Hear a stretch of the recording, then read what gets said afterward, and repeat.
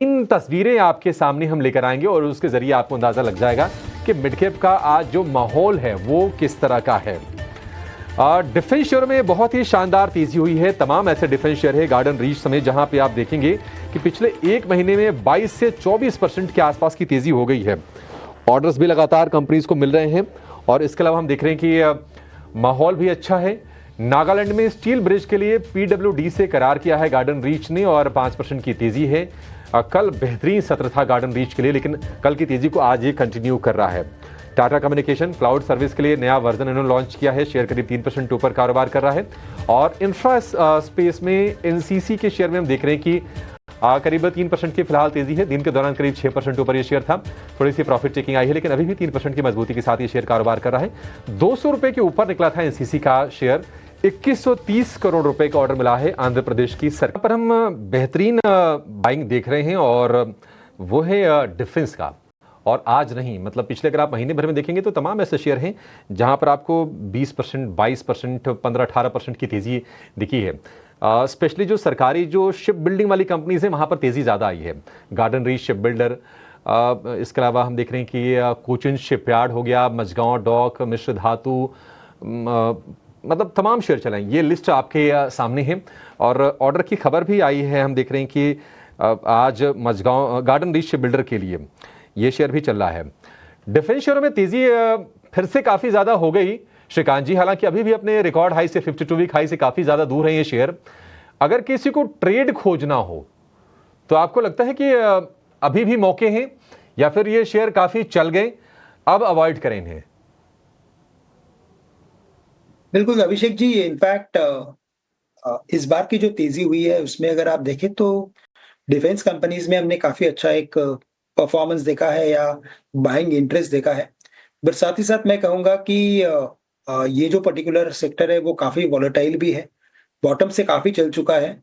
तो ऐसे केस में हमें क्या करना चाहिए कि जो रिलेटिवली आउट परफॉर्मिंग स्टॉक्स हैं उन स्टॉक्स के ऊपर हमें कुछ लॉन्ग के ट्रेड या कुछ मौके खरीदने के मौके देखने चाहिए।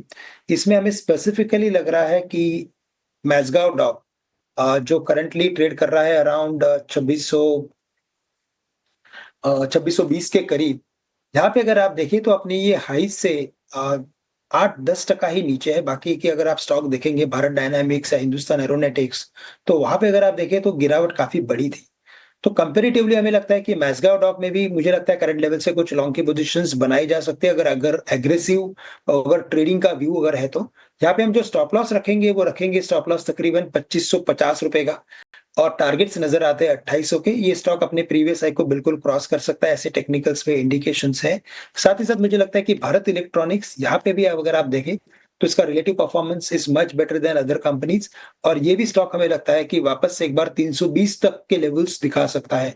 तो यहाँ पे भी अगर कोई ट्रेडिंग की पोजीशंस बनानी हो, कुछ स्टॉप लॉस रखना हो तो हम 284 का स्टॉप लॉस रख के चल सकते हैं।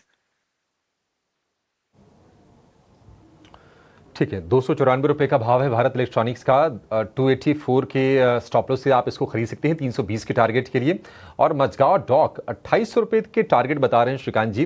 2550 रुपए का आपको स्टॉप लॉस लगा के चलना है। तो अगर आपको डिफेंस में मौके खोजने हैं तो इन दोनों शेयरों पर आप नजर रखिए। देखिए, एक्सपर्ट का यही काम होता है, जब सारे शेयर चल रहे हो तो दुविधा ज़्यादा होती है और सारे शेयर हमेशा चलते नहीं रहेंगे। तो वैल्यूएशन के हिसाब से क्या कंफर्टेबल लग रहा है, चार्ट पर कहां पर सिग्नल्स अभी तेजी के बन रहे हैं, ये सारी चीजें समग्रता में समझाते हैं। और श्रीकांत जी ये काम आपके लिए हमेशा से करते आ रहे हैं टीना उस स्वदेश पर। लेकिन बाजार में जो मोमेंटम बिल्ड हुआ है, लगातार 4 सत्र में जो हम तेजी देख रहे हैं, तेजी का जो चौका लगा है, इसके पीछे के रीजंस क्या हैं? क्या ऐसी चीज हो रही है कि अब हम बेयर ग्रिप से धीरे धीरे धीरे बाहर निकल चुके हैं? और कुछ इंटरेस्टिंग आंकड़े लेकर हमारे साथ हमारे सहयोगी वरुण दुबे जुड़ गए हैं। वरुण, बेहतरीन सत्र, पूरा मूड माहौल गुड फील करा रहा है। आप जरा बताइए कि क्या हो रहा है बाजार में और ट्रिगर क्या बन रहे हैं और ब्रोकरेज हाउसेस का नजरिया क्या है, ये भी बताइएगा। डेफिनेटली पिछले कुछ दिनों में अगर आप देखेंगे तो खासकर इस हफ्ते यानी कि जो होली का वीकेंड गया है उसके बाद से अब अगर आप देखेंगे तो बाजार में हरा रंग जो है वो पूरे तरह से छाया हुआ है, हरियाली छाई हुई है। इस तरह की तेज़ी जो है वो बाजार में देखने मिल रही है। आप देखिए लगातार 4 दिनों से तेज़ी है, 23,000 के ऊपर जो है वो यहाँ पे निफ्टी ट्रेड कर रहा है। इनफैक्ट 19 फरवरी के बाद पहली बार जो 23,000 का लेवल है वो यहाँ पे हमें देखने मिला है। सिर्फ यही नहीं, बैंक निफ्टी को भी अगर आप देखेंगे तो वहाँ पे भी अच्छी खासी तेज़ी, और जो 50,000 का साइकोलॉजिकल आंकड़ा था उसको भी बैंक निफ्टी ने पार कर दिया और 10 फरवरी के बाद पहले बार इस लेवल को पार किया है। पिछले 4 दिनों में अगर आप देखेंगे तो 600 पॉइंट, 650 पॉइंट से ज़्यादा की तेज़ी जो है वो निफ्टी में देखने मिली है। बैंक निफ्टी का मैंने आपको बताया। इसके अलावा मिड कैप स्मॉल कैप में भी अगर आप देखेंगे तो वहाँ पे भी आपको अच्छी खासी खरीदारी देखने मिल रही है। इनफैक्ट स्मॉल कैप इंडेक्स जो कि पहले बेयर ग्रिप में था वो भी अब बेयर ग्रिप से जो है वो पूरी तरह से बाहर आते हुए नजर आ रहा है। अब इसके काफ़ी सारे कारण हैं। सबसे पहले तो देखिए, जो टैरिफ को लेकर टेंशन थी वो अब थोड़ी थोड़ी घटते हुए नजर आ रही है। आप देखिए पिछले कुछ समय से आपको डोनाल्ड ट्रंप की तरफ से कमेंट्री नहीं देखने मिल रही है पिछले 3-4 दिनों से टैरिफ के ऊपर, और बाकी भी अगर आप देखेंगे तो लोग थोड़ा बहुत अब समझ रहे हैं कि शायद ये लॉन्ग टर्म में होगा, शॉर्ट टर्म में ज़्यादा इम्पैक्ट नहीं होगा। एफआईआईस, फाइनली एफआईआईस की खरीदारी हमें देखने मिली, और एफआईआईस का अगर आप एफएनओ का डेटा निकाल के देखेंगे तो आपको समझ में आएगा कि वो लगातार शॉर्ट्स भी कवर करते जा रहे हैं और नए लॉन्ग्स भी बनाते जा रहे हैं। तो ये एक अच्छी बात है। भारत के जो आर्थिक आंकड़े आ रहे हैं वो भी अच्छे हैं। आईआईपी का डेटा अच्छा आया, सीपीआई का डेटा जो है वो भी अच्छा आया, तो वहाँ से भी फ़ायदा मिला। कच्चा तेल जिसको भारत सबसे ज़्यादा इंपोर्ट करता है वो काफ़ी लो लेवल पे आ चुका है, तो इससे इकोनॉमिक बेनिफिट जो है वो भारत को काफ़ी ज़्यादा होता है। रूस और यूक्रेन के बीच में भी अगर आप देखेंगे तो कुछ हद तक हालात संभलते हुए नजर आ रहे हैं, यानी कि जियोपॉलिटिकल टेंशन जो है वो थोड़ा बहुत कम हो रहा है। तो इन सब का इम्पैक्ट जो है आपको बाजार पे देखने मिल रहा है।